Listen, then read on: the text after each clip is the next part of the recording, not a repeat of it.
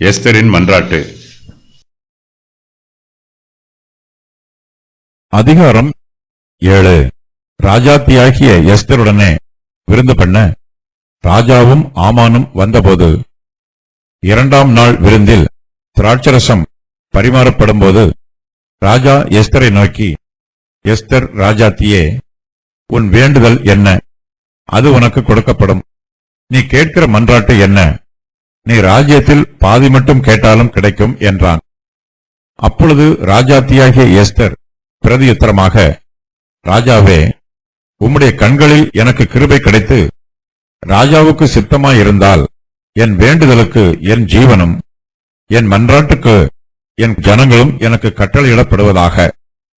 எங்களை அழித்துக் கொன்று நிர்மூலமாக்கும்படி நானும் என் ஜனங்களும் விற்கப்பட்டோம். அடிமைகளாகவும் வெள்ளாட்டிகளாகவும் விற்கப்பட்டு போனாலும் நான் மௌனமாயிருப்பேன். இப்பொழுதோ ராஜாவுக்கு உண்டாகும் நஷ்டத்துக்கு அந்த சத்துரு உத்தரவாதம் பண்ண முடியாது என்றாள். அப்பொழுது ராஜாவாகிய அகாஸ்வேரு மறுமொழியாக ராஜாத்தியாகிய எஸ்தரை நோக்கி, இப்படி செய்ய துணிகரம் கொண்டவன் யார்? அவன் எங்கே என்றான். அதற்கு எஸ்தர், சத்துருவும் பகைஞனுமாகிய அந்த மனுஷன் இந்த துஷ்ட ஆமான்தான் என்றாள். அப்பொழுது ராஜாவுக்கும் ராஜாத்திக்கும் முன்பாக ஆமான் திகிலடைந்தான். ராஜாத்தியாகிய எஸ்தருடனே விருந்து பண்ண ராஜாவும் ஆமானும் வந்திருக்கிறார்கள். 2ஆம் நாள் விருந்தில் திராட்சரசம் பரிமாறப்படுகிறது. ராஜா சந்தோஷமாயிருக்கிறான், ஆமானோ சஞ்சலத்தோடு இருக்கிறான். ராஜா எஸ்தரை நோக்கி, எஸ்தர் ராஜாத்தியே, உன் வேண்டுதல் என்ன என்று கேட்கிறான். ராஜா எஸ்தரிடத்தில் 3 முறை, எஸ்தர் ராஜாத்தியே, உன் வேண்டுதல் என்ன? அது உனக்கு கொடுக்கப்படும். நீ கேட்கிற மன்றாட்டு என்ன? நீ ராஜ்யத்தில் பாதி மட்டும் கேட்டாலும் கிடைக்கும் என்று கேட்கிறான். எஸ்தர் ராஜாத்தியின் வேண்டுதலையும் மன்றாட்டையும் அறிந்து கொள்ள ராஜா ஆவலாயிருக்கிறான். ராஜா ஒவ்வொரு முறை இதை பற்றி கேட்கும் போதும் அது உனக்கு கொடுக்கப்படும் என்று உறுதி பண்ணுகிறான். எஸ்தர் ராஜாவிடம் இதுவரையிலும் தன்னுடைய வேண்டுதலையும் மன்றாட்டையும் சொல்லவில்லை. இப்போதோ எஸ்தர் தன்னுடைய மன்றாட்டை மறைக்காமல் ராஜாவினிடத்தில் சொல்லுகிறாள். எஸ்தரின் மன்றாட்டு ராஜாவுக்கும் ஆமானுக்கும் ஆச்சரியமாயும் அதிர்ச்சியாயும் இருக்கிறது. ராஜா தன்னையும் தன்னுடைய ஜனமாகிய யூதர்களையும் மரணத்திற்கும் அழிவுக்கும் தப்புவிக்க பண்ண வேண்டும் என்று எஸ்தர் ராஜாவினிடத்தில் மன்றாடுகிறாள். அப்பொழுது ராஜாத்தியாகிய எஸ்தர் பிரதியுத்தரமாக, ராஜாவே, உம்முடைய கண்களில் எனக்கு கிருபை கிடைத்து ராஜாவுக்கு சித்தமாயிருந்தால் என் வேண்டுதலுக்கு என் ஜீவனும் என் மன்றாட்டுக்கு என் ஜனங்களும் எனக்கு கட்டளையிடப்படுவதாக என்றும், எங்களை அழித்து கொன்று நிர்மூலமாக்கும்படி நானும் என் ஜனங்களும் விற்கப்பட்டோம். அடிமைகளாகவும் வெள்ளாட்டிகளாகவும் விற்கப்பட்டு போனாலும் நான் மௌனமாயிருப்பேன்.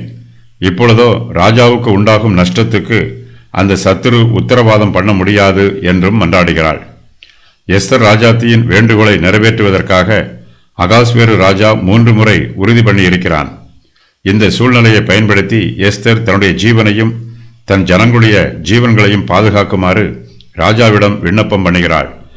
தானும் தனது ஜனங்களும் அடிமைகளாகவும் வெள்ளாட்டிகளாகவும் விற்கப்படாமல் அழித்து கொன்று நிர்மூலமாக்கும்படி தாங்கள் விற்கப்பட்டதாக எஸ்தர் ராஜாவிடம் அறிவிக்கிறாள்.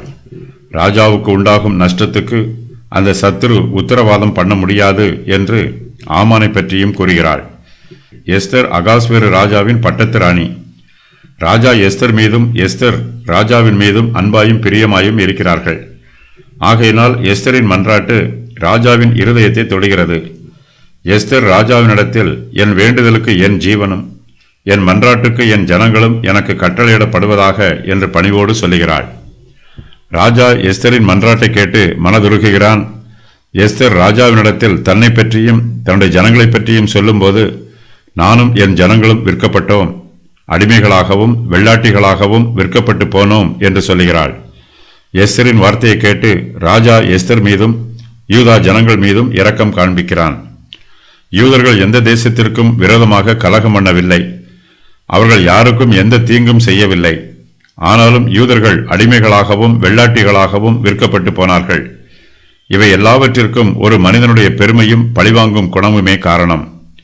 யூதர்கள் அடிமைகளாக விற்கப்பட்டது மாத்திரமல்ல, அவர்களுடைய ஜீவன்களும் விற்கப்பட்டிருக்கிறது. எஸ்தர் ராஜாவினிடத்தில் இதை பற்றி சொல்லும்போது நானும் என் ஜனங்களும் அடிமைகளாகவும் வெள்ளாட்டிகளாகவும் விற்கப்பட்டு போனாலும் நான் மௌனமாயிருப்பேன் என்று சொல்லுகிறாள். யூதர்கள் அடிமைகளாக மாத்திரம் விற்கப்பட்டிருந்தால் அவர்கள் எப்படியாவது ஒரு காலத்தில் தங்களை மீட்டுக் கொள்வார்கள். அடிமைத்தனத்திலிருந்து விடுவிக்கப்பட்டு மறுபடியும் சுதந்திரம் பெறுவார்கள். ஆனால் இப்போதோ யூதர்களுடைய ஜீவனுக்கு ஆபத்து வந்திருக்கிறது. அவர்கள் எல்லோரும் செத்துப்போனால் அவர்களை மறுபடியும் மீட்பதற்கு வாய்ப்பு இல்லை. யூதர்கள் எல்லோரும் பெர்சியா தேசத்தில் கடினமாக உழைக்கிறார்கள். அவர்கள் தேசத்தின் நன்மைக்காக பாடுபடுகிறார்கள். யூதர்கள் மூலமாக அகாஸ்வேரு ராஜாவுக்கு அதிகமான நன்மைகளும் ஆதாயங்களும் உண்டாகிறது. யூதர்கள் சங்காரம் பண்ணப்பட்டால் ராஜாவுக்கு நஷ்டம் உண்டாகும். எஸ்தர் தன்னுடைய ஜீவனுக்கும் யூதருடைய ஜீவனுக்கும் நியமிக்கப்பட்டிருக்கிற ஆபத்தை பற்றி ராஜாவினிடத்தில் மன்றாடுகிறாள். யூதர்கள் சங்கரிக்கப்பட்டால் ராஜாவுக்கு மிகுந்த நஷ்டம் உண்டாகும் என்பதையும் எஸ்தர் ராஜாவினிடத்தில் விளக்கமாக சொல்லுகிறாள். இந்த நஷ்டம் பெருத்த நஷ்டமாக இருக்கும். இந்த நஷ்டத்தை யாராலும் ஈடுகட்ட முடியாது. எஸ்தர் இது பற்றி ராஜாவினிடத்தில் சொல்லும்போது, இப்பொழுதோ ராஜாவுக்கு உண்டாகும் நஷ்டத்துக்கு அந்த சத்துரு உத்தரவாதம் பண்ண முடியாது என்று சொல்லுகிறாள். யூதர்கள் எல்லோரும் மறுத்துவிட்டால் பெர்சியா தேசத்தில் வேலை செய்வதற்கு கூட ஆட்கள் இருக்க மாட்டார்கள். இதனால் ராஜாவுக்கு மிகப்பெரிய நஷ்டம் உண்டாகும். எஸ்தர் தனக்கும் யூதருக்கும் வந்திருக்கிற ஆபத்தை பற்றி ராஜாவினிடத்தில் சொல்லும்போது, எங்களை அழித்து கொன்று நிர்மூலமாக்கும்படி நானும் என் ஜனங்களும் விற்கப்பட்டோம் என்று சொல்லுகிறாள். எஸ்தர் யூதர்களுடைய ஆபத்தை பற்றி சொல்லும்போது ராஜாவின் கட்டளையை மனதில் வைத்து பேசுகிறாள். இந்த கட்டளையின் நகலை மொர்தெகாய் எஸ்தரிடத்தில் ஏற்கனவே கொடுத்திருக்கிறார். ஆதார் மாதமான 12ஆம் மாதம் 13ஆம் தேதியாகிய ஒரே நாளில் சிறியோர் பெரியோர் குழந்தைகள் ஸ்திரீகள் ஆகிய சகல யூதரையும் அழித்து கொன்று நிர்மூலமாக்கவும் அவர்களை கொள்ளையிடவும் அஞ்சற்காரர் கையிலே ராஜாவின் நாடுகளுக்கெல்லாம் கட்டளைகள் அனுப்பப்பட்டது. எஸ்தர் 3:13. எஸ்தரின் விண்ணப்பத்தையும் மன்றாட்டையும் கேட்டு ராஜா அதிர்ச்சி அடைகிறார். ராஜாவாகிய அகாஸ்வேரு மறுமொழியாக ராஜாத்தியாகிய எஸ்தரை நோக்கி, இப்படி செய்ய துணிகரம் கொண்டவன் யார்? அவன் எங்கே என்று கேட்கிறான். எஸ்தர் புஸ்தகத்தில் கர்த்தர் என்னும் பெயர் ஒரு தடவை கூட பயன்படுத்தப்படவில்லை. ஆனாலும் கர்த்தருடைய தெய்வீக திட்டத்தின் பிரகாரமாகவே எஸ்தர் புஸ்தகத்தில் எழுதப்பட்டிருக்கிற ஒவ்வொரு சம்பவமும் நடைபெறுகிறது. இந்த புஸ்தகத்தில் கர்த்தர் என்னும் பெயர் வெளிப்படையாக சொல்லப்படாவிட்டாலும் யெகோவா என்னும் வார்த்தையில் உள்ள எழுத்துக்கள் மறைந்திருப்பதாக வேத பண்டிதர்கள் சொல்லுகிறார்கள். யார் அவன் எங்கே என்னும் இந்த வாக்கியத்திலும் யெகோவா என்னும் வார்த்தையில் உள்ள எழுத்துக்கள் மறைந்துள்ளன. இதில் உள்ள எபிரேய வார்த்தை யாஹ்யா என்பதாகும். இது நான் நானாக இருக்கிறேன் என்னும் வாக்கியத்தின் சுருக்கமாக்கும்.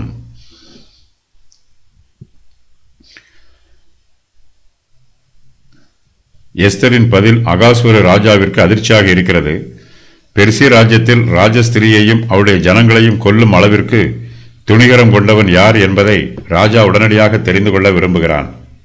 இதுவரையிலும் ராஜாவிற்கும் ஆமானிற்கும் எஸ்தர் ஒரு யூத ஸ்திரீ என்பது தெரியவில்லை.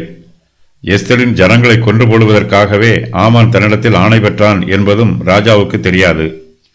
ராஜாவும் தான் இட்ட ஆணையை பற்றி அதிகமாக விசாரிக்கவில்லை. ராஜா ஆமானை நம்புகிறான். அவனுடைய பொய்களையும் குற்றச்சாட்டுகளையும் நம்புகிறான். ஆமான் சாத்தானின் கருவியாக இருக்கிறான். ஆமானின் சுய பெருமையே அவனுடைய அழிவுக்கு காரணமாயிற்று. ஆமான் முன்னுக்கு பின் முரணான காரியங்களை செய்து முடிவில் அழிந்து போகிறான். யூதரை சங்கரிக்க வேண்டும் என்று அகாஸ்வேரு ராஜாவே கட்டளையிட்டிருக்கிறான். அந்த கட்டளையில் ராஜாவின் முத்திரை பதிக்கப்பட்டிருக்கிறது. யூதர்கள் அழிக்கப்பட்டால் அவருடைய அழிவுக்கு ராஜாவும் ஒரு காரணம். ஆனால் ராஜா இதை பற்றி ஒன்றும் தெரியாதவனாக இப்படி செய்ய துணிகரம் கொண்டவன் யார் என்றும் அவன் எங்கே என்றும் கேட்கிறான். அகாஸ்வேரு ராஜாவைப் போல நாமும் சில சமயங்களில் நம்மை பற்றி அறியாமலேயே ஒரு சில கேள்வியை கேட்கிறோம். நாம் சில தப்பிதங்களை செய்திருப்போம்.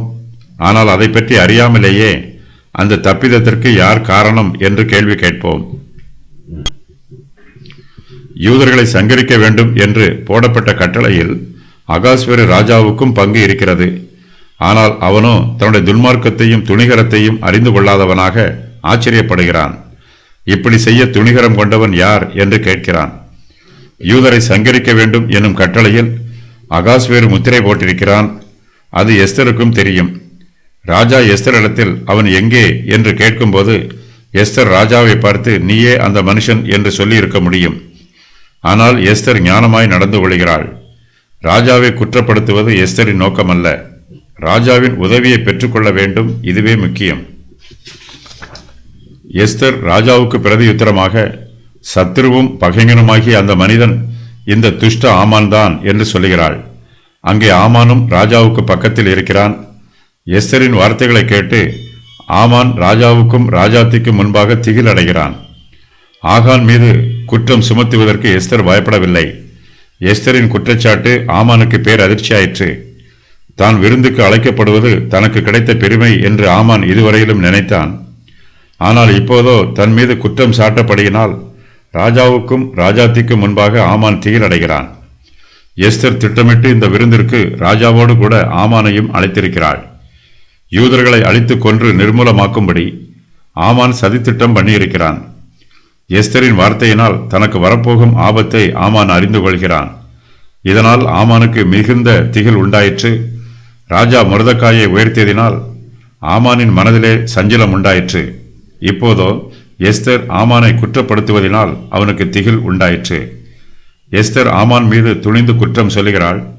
நியாயாதிபதியாகிய அகாஸ்வேரு ராஜாவும் அங்கே இருக்கிறான். குற்றம் சாட்டப்படுகிற ஆமானும் அங்கே திகிலடைந்திருக்கிறான். ஆமானின் மனச்சாட்சி அவனுக்கு விரோதமாக சாட்சி சொல்லுகிறது.